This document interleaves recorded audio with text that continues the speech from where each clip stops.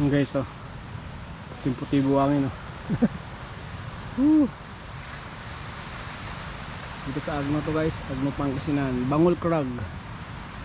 Bangol Crag. Dito pala hindi pa masyadong na-explore yung ano, yung dagat dito. Pero so to lang, napakaganda. Linaw. Tapos ito yung buhangin. Pwede kayo mag trip dive, pwede kayong maligo dito sa tabi ng dagat. Actually meron siyang part na may bato, pero gagamit kayo ng ano na lang, yung aqua shoes para maganda maligo. Meron din part na buhangin kahit sa tubig siya. Ganda rito. Yung mga hindi pa nakakaalam, explore nyo yung lugar na to para maiba naman.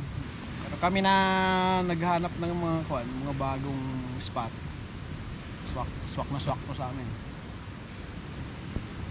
Puntahan nyo guys, subukan nyo lang. Kahit mag picture lang kayo, hindi naman kayo mag-stay dito. Marami namang transient doon sa may Bagatanin.